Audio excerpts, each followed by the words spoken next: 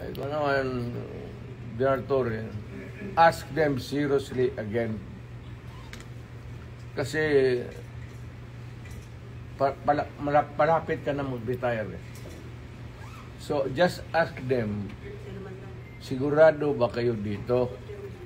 Kasi hindi na tayo membro ng ICC.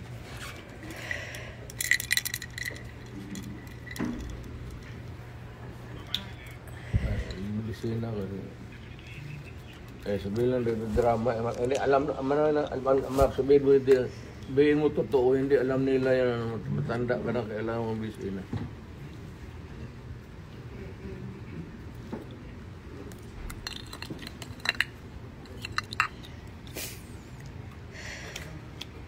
Sabihin mo siya, nagdadala ng kaso dito. Sir, huwagan mo sila, sabihin mo. Ano ba to?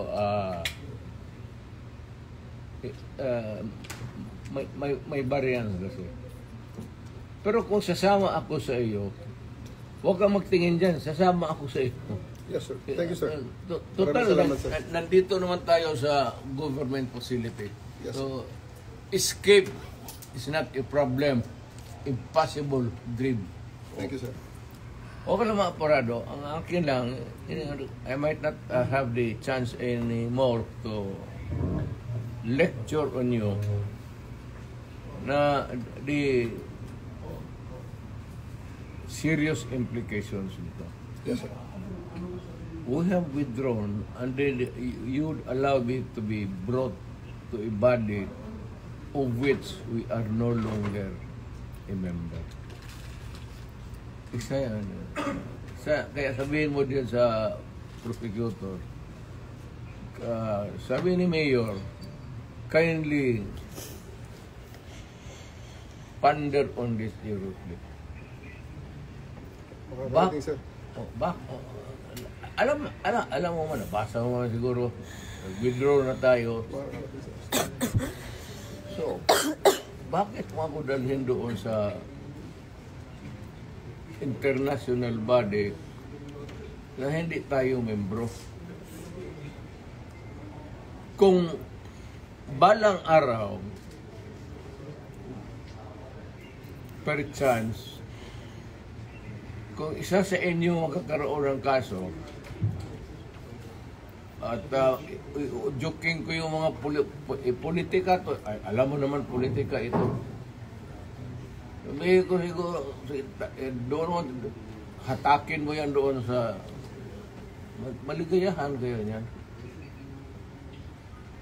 I'm reminding you, not because I want to, I'm not berating you actually. I'm giving you a lecture na ponder on it seriously because magkakaroon ito ng implication. Una-una, I don't know about, but my family, lalo na si Vice President,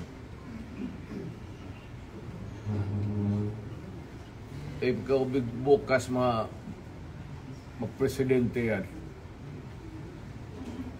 was-was tayong lahat dito.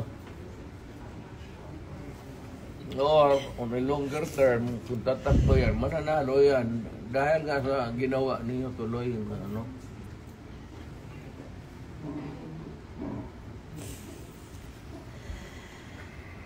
Hindi kasi ako ang nakiusap. Kung ako ang kausap mo kanina sa sabihin ko sa iyo kutsi mo, dalhin mo dyan sa ano. Sasakay ako. Yes, thank you, sir. And then, sir, may bus tayo, sir, sa labas. Kasama, sir, ang family mo, sir. Four of you. Hindi ko na, wala. Iwan ko na. You can have a choice of 3 other companions, sir. Please. Wala. Abogado, siguro. Yes, sir.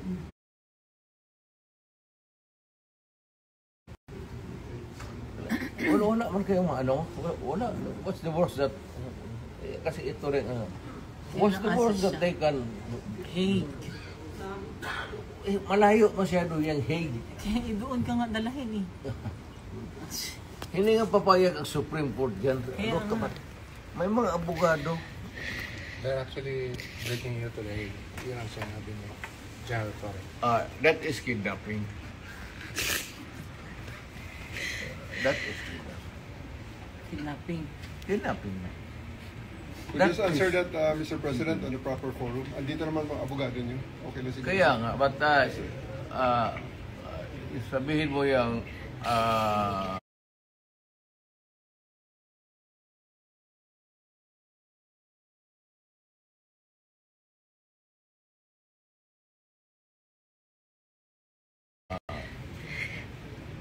ICC is out of the question.